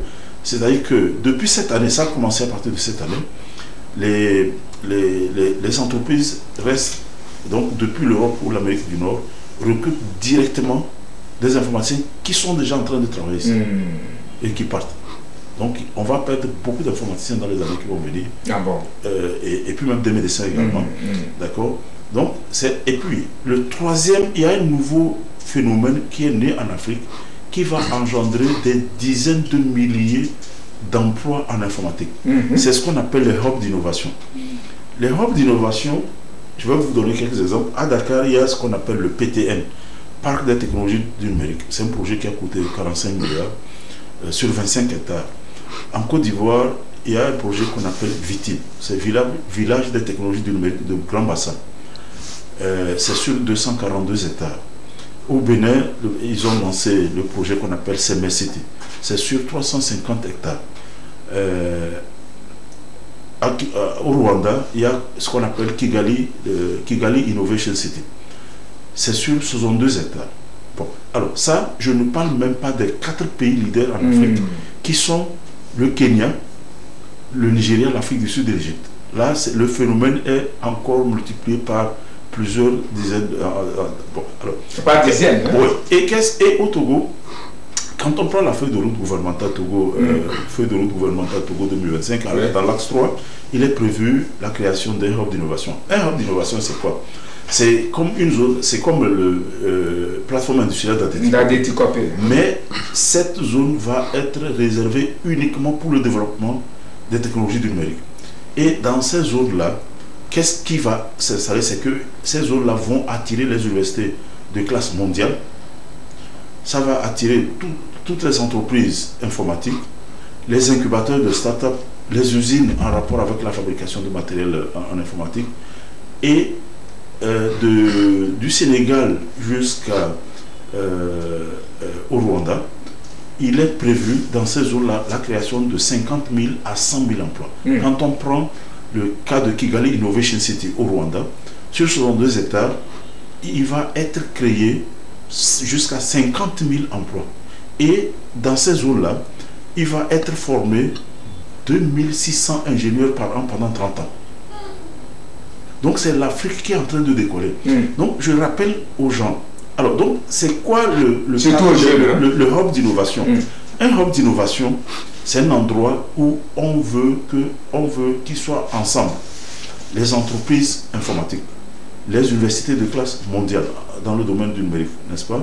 Les usines, et puis les entreprises qui recrutent les informaticiens diplômés pour en faire des entrepreneurs, et puis les centres délocalisés de développement d'applications.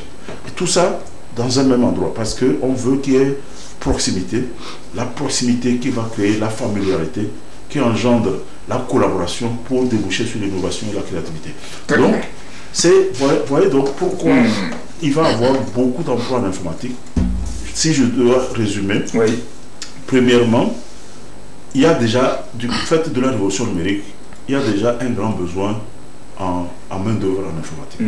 Ça, c'est le premier point. Deuxième point, à partir de cette année, les pays, l'Europe et l'Amérique du Nord ont commencé à recruter directement en Afrique les informaticiens qui sont formés ici, qui sont formés en Afrique. Localement, hein? Oui. Donc, ce qui fait que le besoin s'est décuplé. Ensuite, il va avoir les hubs d'innovation, ou bien ce qu'on appelle les parcs technologiques. D'accord? Donc, les pays africains ont commencé à construire chacun l'équivalent d'une Silicon Valley. Et donc, les projets sont déjà réels au Sénégal, en Côte d'Ivoire, au Bénin, au Rwanda et dans les 4 pays leaders que sont l'Égypte, l'Afrique du Sud, le Kenya et le Nigeria. Très bien. Malheureusement, nous sommes largement au-delà du temps qui nous est imparti. Sujet très intéressant. J'avais envie de lancer l'appel aux téléspectateurs, aux jeunes bacheliers qui sont en train de se chercher, que c'était une belle occasion pour demander à M. Batana la conduite à tenir dans les jours à venir. Mais ce n'est que partie remise. M. Batana, vous allez rester partenaire de cette émission dans ce domaine-là pour aider nos jeunes à se chercher, à se retrouver. Vous n'allez pas tout de suite nous quitter, mais j'espère. Vous avez une question pour lui? Sinon, quel conseil à nos jeunes bacheliers? Il faut pour ceux qui veulent l'informatique, il faut aller vers l'informatique. D'ailleurs, c'est le 18 juin passé, j'ai reçu une délégation de l'État du Québec au Canada. D'accord? C'est des recruteurs. Ils sont là parce qu'ils veulent recruter, sur le Togo, le Bénin et le Cameroun. Et 50% des gens qu'on va recruter vont être en informatique. Vous imaginez. Donc, nous, on est les recruteurs nous harcèlent de partout. Et donc, ce qu'on conseille aux jeunes, il faut, pour ceux qui veulent rentrer en informatique, il faut vraiment travailler dur pour être excellent et être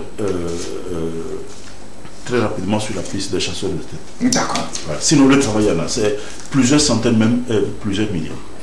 Merci. Ce que je voulais dire, c'est parce que nous, on a un système francophone, d'enseignement francophone qui a fait que tout le monde dit que j'ai mon bac, j'ai mon master, il faut que j'aille dans la fonction publique.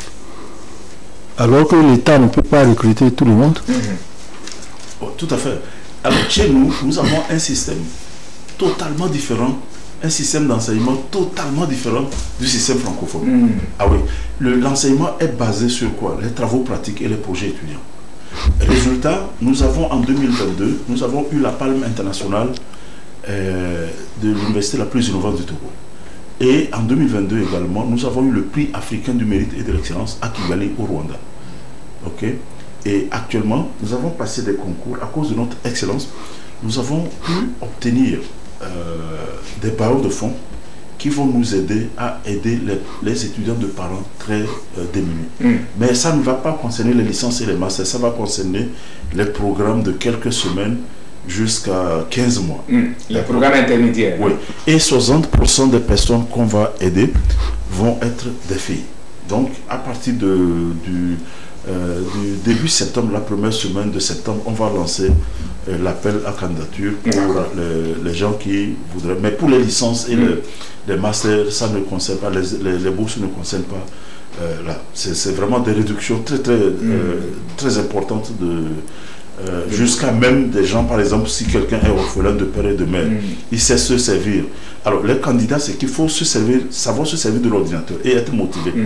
Parce qu'à ces bailleurs de fonds, nous avons promis que les programmes dans lesquels nous allons offrir les bourses, quand quelqu'un finit sa formation au bout de 6 mois, soit il est embauché, soit il a trouvé quelque chose à faire lui-même.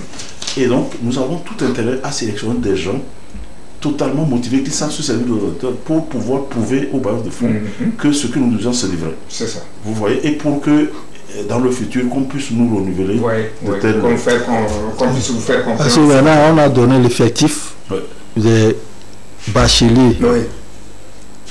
Est-ce que vous vous occupez des orientations? Parce que le vrai problème actuellement, c'est que tout le monde, c'est l'orientation. Nous avons une série d'orientations à IPNet Institute of Technology. Alors, le numéro, vous pouvez le noter, 99 31 07 14 99 31 07 14 ou bien 99 31 07 21 14 ou 99 31 07 21. D'accord. On a tout. Et puis en plus, nous avons notre site, page Facebook où il y a beaucoup de vidéos d'orientation. Beaucoup de vidéos d'orientation. Nous avons près de 100 vidéos d'orientation. D'accord. Qui sont suivis par des millions d'internautes. Donc, il y a nous avons une page, un site YouTube aussi. D'accord. Donc, IPNet Institute of Technology, vous cherchez le channel YouTube de IPNet Institute of Technology, vous avez plein de vidéos d'orientation. D'accord. Voilà. Vraiment, merci. Merci, c'est à moi de vous dire. Merci beaucoup. Félicitations pour merci beaucoup. ce que vous faites pour la jeunesse. Merci beaucoup. Elle en a besoin. Les 79,34 ou 43% d'admis au bac 2 a besoin ou ont besoin de s'orienter pour un lendemain meilleur.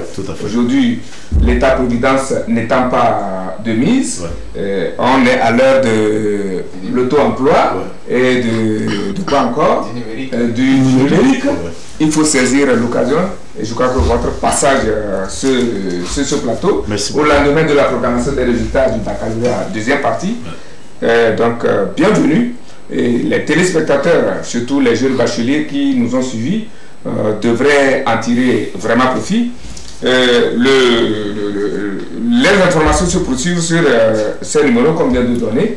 99 31 07 14 99 31 07 21 ou alors 80 votre numéro. Non, c'est pour les deux numéros. C'est les deux numéros. Voilà, et vous êtes pour les questions, aussi bien pour les questions d'orientation que pour toute autre préoccupation. Bien sûr. Il y a des ingénieurs sont là qui est à votre disposition. Vous savez, la rentrée c'est très bientôt. C'est le 16 octobre. Ah voilà. Vous avez jubilé, c'est bon. Mais maintenant, il faut commencer déjà par penser à l'après-bac. Bac, oui, mais après-bac, c'est encore un peu. Nous avons un concours, c'est le premier concours, donc le concours c'est le 15 septembre. Il va un centre de concours à IPNet Institute of Technology à Lomé, à Gualapé-Dolo-Sousimé. Et puis au collège Chamniat. Le premier concours, donc c'est le 15 septembre. Pour accéder à quoi? Pour pouvoir, parce que c'est un concours doté de bourse. Donc en fonction du résultat des gens, ils vont avoir droit à des réductions. Merci. Merci une fois encore pour votre passage. Merci beaucoup. Nous restons partenaires. Et pour le bien-être des jeunes, et nous vous souhaitons retour chez vous. Merci et surtout félicitations pour ce que vous faites à IPNet. Merci. Et à travers vous, bien de choses à votre équipe, merci aussi technique que pédagogique, merci qui se bat chaque jour Et soyez très ouverts, parce que les étudiants ou les jeunes bacheliers vont commencer par frapper à vos portes. Soyez disponibles à les accueillir. Nous allons vous souhaiter donc un bon retour. Merci beaucoup. Et nous allons retrouver Maïba pour terminer avec ce qui se passe au Niger. Et par la grâce de Dieu, nous allons nous retrouver les prochains jours pour d'autres informations. Est-ce le retour des militaires au pouvoir? L'Union africaine, la CEDEAO et même la France menacent pour un retour à l'ordre.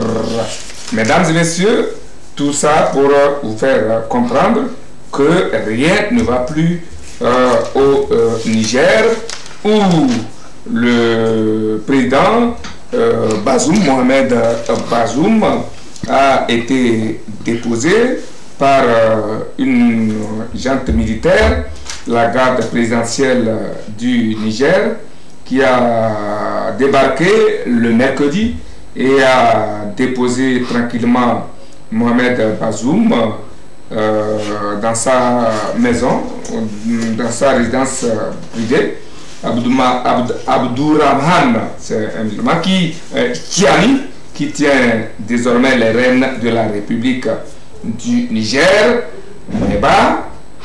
On croyait que Ibrahim Traoré du Burkina Faso a mis fin au championnat des coups d'État en Afrique, mais voilà encore un autre. Oui, bon, on voyait venir ce coup d'État, hein. C'est que depuis un moment, les enchantements au niveau du Niger montraient à suffisance que Bazoum n'allait pas quand même terminer son mandat. Alors, mais ce n'est pas quand même une joie, hein, pour comparer de coup d'État, parce que dans nos institutions ou dans nos principes de démocratie, hein, on nous fait savoir que quand quelqu'un est accédé au pouvoir de façon constitutionnelle et de façon légale, et oui, légale, il faut forcément qu'on suive ces principes-là pour qu'il puisse terminer son mandat.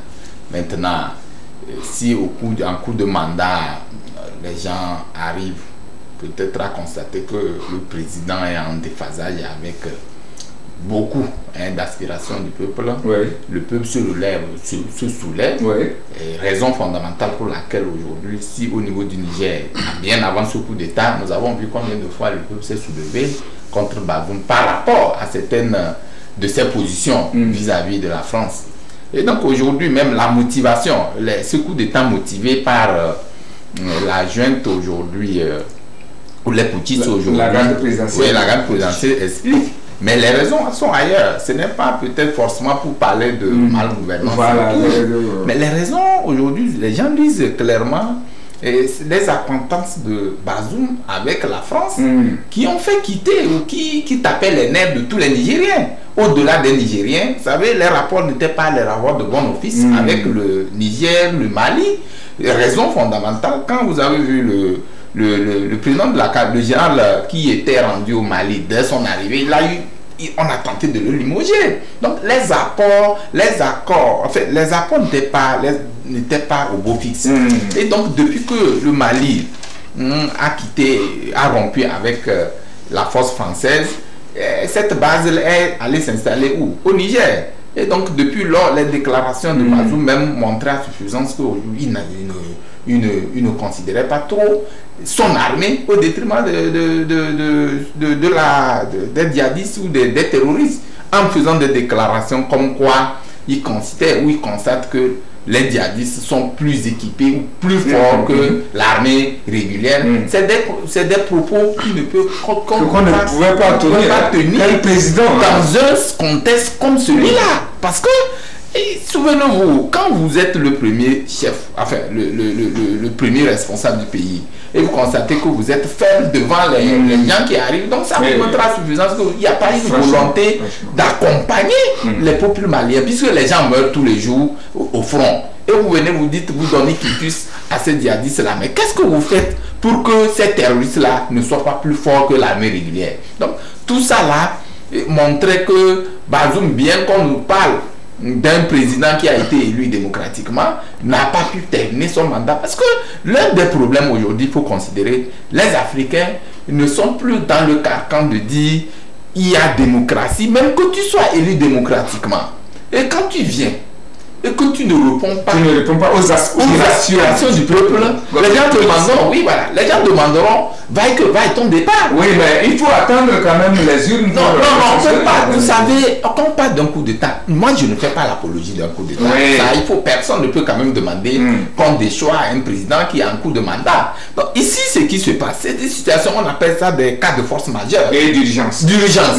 Aujourd'hui, par exemple, vous êtes là, les gens meurent. Et vous dites non que les gens qui vous tuent là sont plus forts que vous. Vous ne faites rien. Ça, c'est ce qu'on appelle la résignation. La résignation. Est-ce qu'on va le laisser finir son mandat jusqu'à ce que les gens ne meurent? Voilà encore la situation qui prévaut. Donc, moi, je dis qu'il y a un problème endogène qu'il faut résoudre au niveau du Niger. Le Niger, aujourd'hui, c'est vrai que c'est un pays qui a connu beaucoup de problèmes à l'époque parce que il est à son 5e coup d'État au Niger, si je fais bien le décompte, et c'est le pays le plus pauvre dans la sous-région.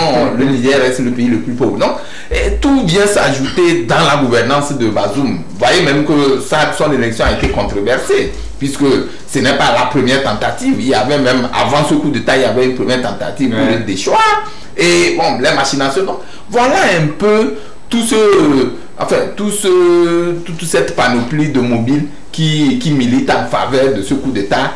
Mais nous interpellons les gouvernants, les chefs d'État africains, surtout, parce que quand l'autonomie de la France, l'autonomie des États africains était d'une importance capitale, les gens veulent sortir du joug colonial. On en est sorti. L'école de la décolonisation est arrivée. Et aujourd'hui, les gens disent non, que l'autonomie, mais pourquoi est-ce que on doit rester toujours sous les sous des gens, parce que sans eux, il n'y a personne qui arrive. Donc, le Niger, nous souhaitons, la CEDEAO, les institutions sous-régionales sont là, la communauté nous a vu une vague de condamnation, mais après condamnation, c'est quoi? Il faut accompagner. Ce qui est sûr, on ne va pas restituer Bazoum dans, comme ils le disent, l'ordre constitutionnel, je ne pense pas, mais c'est d'accompagner le Niger pour une sortie de crise. Justement, à la base, c'est là où je voudrais vous écouter. C'est la sortie des institutions internationales comme la communauté économique des États de l'Afrique de l'Ouest, la CEDEAO, l'Union africaine et même la France qui martèle, qui ont été fermes sur des sanctions qu'ils entendent infliger au Niger. Est-ce que cela va amener les nouveaux dirigeants qui Amini, ou comment vous l'appelez, à revenir sur ces décisions, ou du moins les putschistes à rétablir l'ordre? On est habitué au même discours. Ça a été la même chose, mais on n'a jamais pu rétablir l'ordre constitutionnel. On a vu la Guinée. On a vu ce qui s'est passé au Mali. Le Burkina, par 2 fois. Aujourd'hui, c'est le Niger.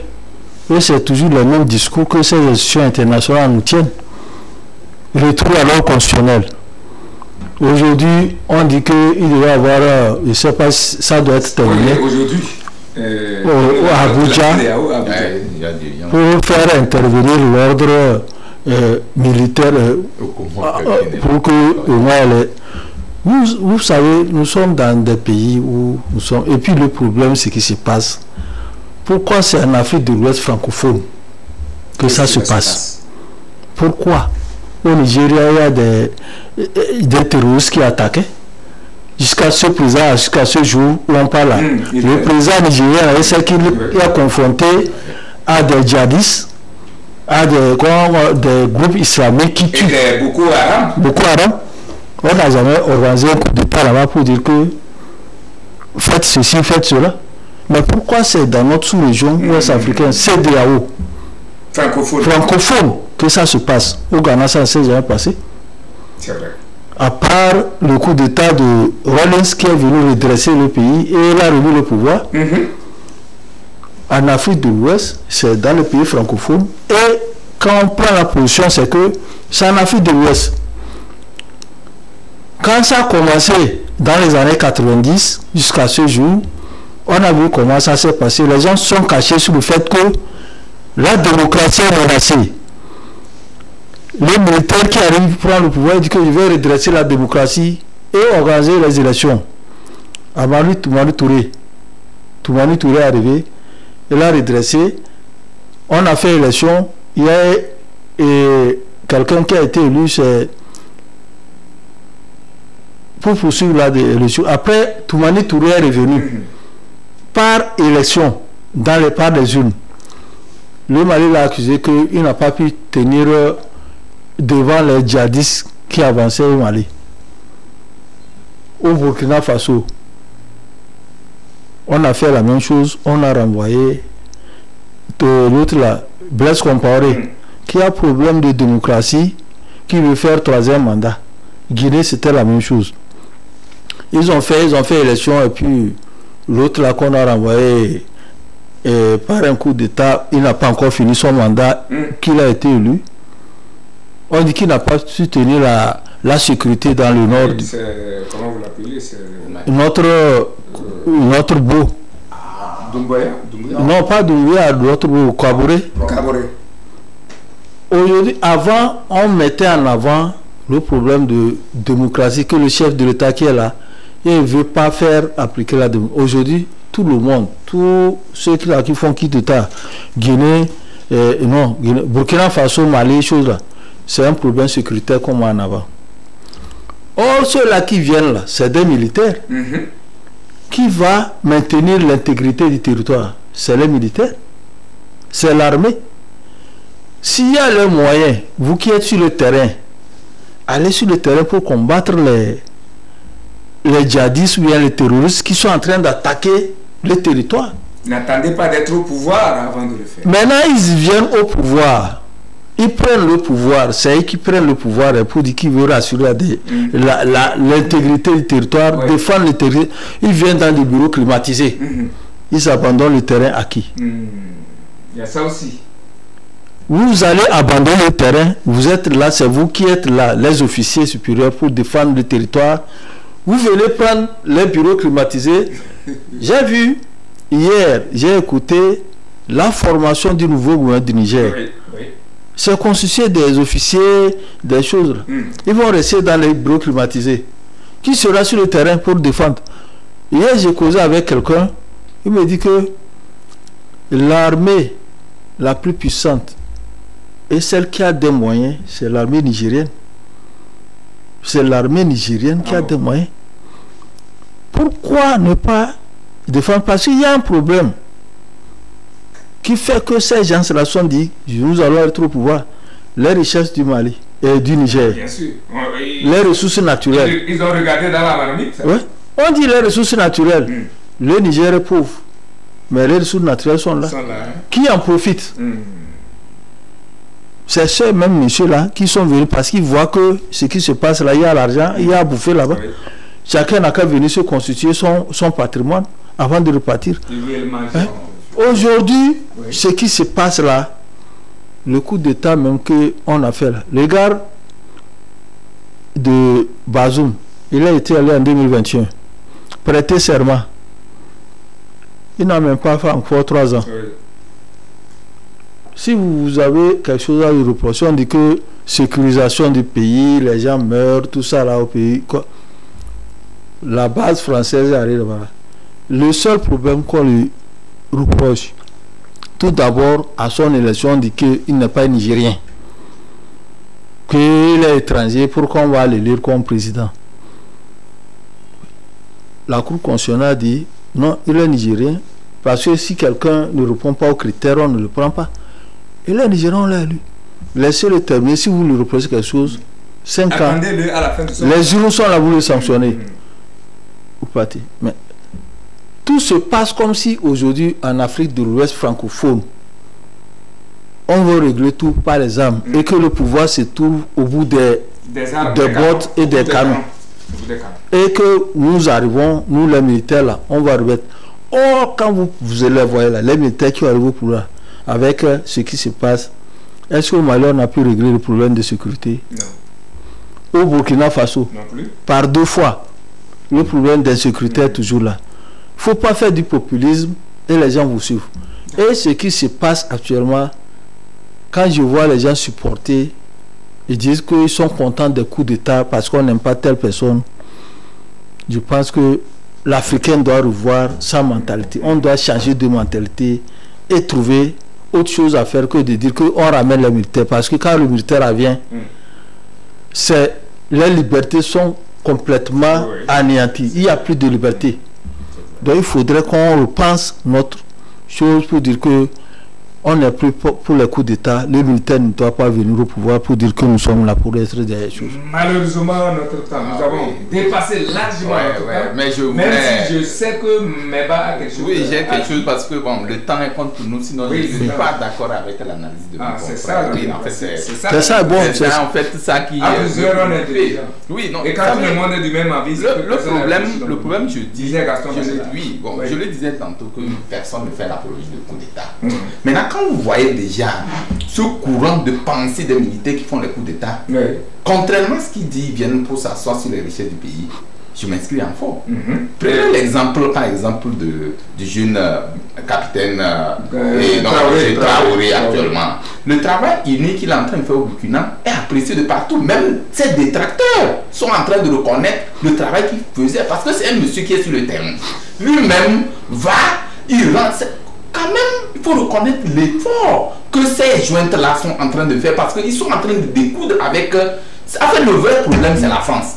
Actuellement, dans la sous-région, le mal qui gagnerait... Vous l'avez bien souligné. C'est la France. C'est la France qui est un problème. Pourquoi c'est les pays francophones? Oui, effectivement. C'est en cela que je pensais que le confrère allait revenir pour dire que c'est la présence française dans ces États-là qui fait que les gens, les peuples sont à non marre. Ils disent donc que la France vient...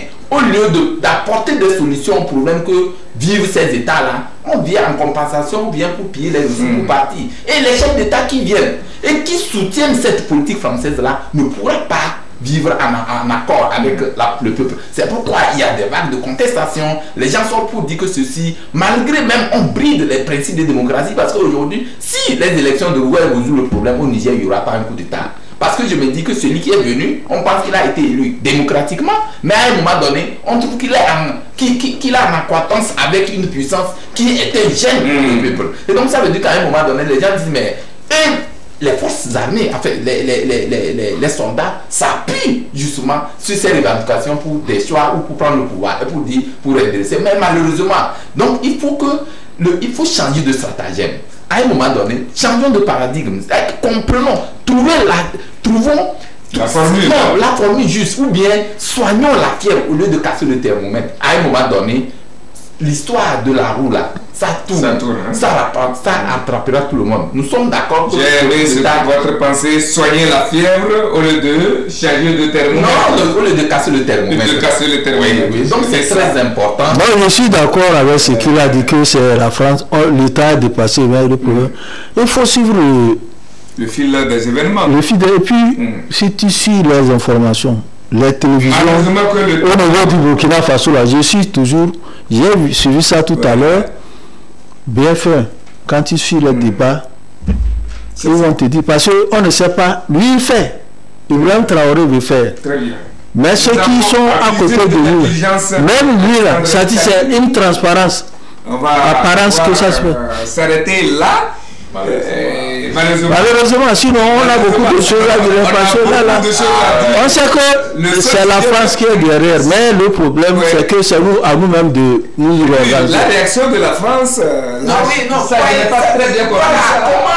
Un coup de intervient, c'est la France qui va se réunir et va donner les instructions à la CEDEAO. C'est pour ça qu'on n'a pas pu aller loin. Le temps nous a manqué. Mais on devait faire analyse sur notre propre CEDEAO, organisation là, qui dit qu'il est en train. Ça ne peut pas. Et les gens de la CEDEAO, le Niger les attend. S'ils réagissent, eux aussi vont réagir. La CEDEAO, excusez-moi de le dire, la CEDEAO, c'est nous qui donnons le truc.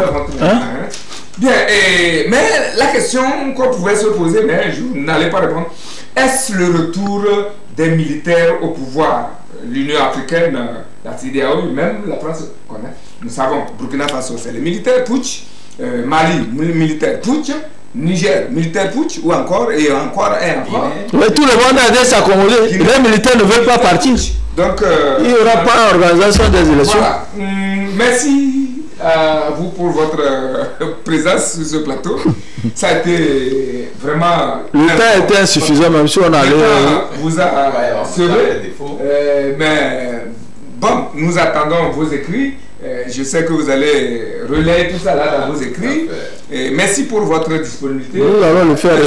Pourquoi il y a des coups d'État en Afrique francophone, tout ça là. Donc, un sujet, je vous suggère comme ça le sujet, coup d'État, problématique de coup d'État en Afrique francophone. En Afrique francophone. Moi, j'ai déjà commencé par écrire. Voilà. Donc, nous attendons de vous lire. Merci à l'équipe technique Amouzou Messan, le doyen de la télévision deuxième. Oui, c'est le grand. Il a vu naître et grandir, Amouzou Messan. Le brave et l'infatigable Tchalin Alexandre à la mise en orbite. Et puis le jeune, c'est ton jeune frère, Djelil Djela, qui a assuré la réalisation, la liaison et tout ce que vous avez constaté de beau et de bien. Moi, le prince héritier de la Bina, Eric Tanandé. Merci donc, bon retour chez vous et bien des choses à vos collaborateurs, à vos rédacteurs et à vos familles également. Bonne fin de semaine, bon début de semaine également. Bonnes vacances à nos jeunes élèves et étudiants. Et bien de choses à tous les admis au baccalauréat, deuxième partie, je pense particulièrement à ceux du lycée Agoyibé Centre qui ont fait 92%. 92%. Il y a des classes où tout le monde est passé. Lycée Agoyibé Centre. Si tu as un enfant, envoie-le l'année prochaine au lycée Agoyibé Centre. On a fait du maximum. Dans mon école, c'est 100%. Voilà. Très bien. Au bac 2, hein? Au bac 2. Ça, c'est très bien. 100%. Qui cherche dans la liberté autre chose qu'elle-même est fait pour servir. Qui cherche dans la liberté autre chose qu'elle-même est fait pour servir. C'est de Alexis Tocqueville. Bonne méditation. À dimanche prochain. Sous la protection divine.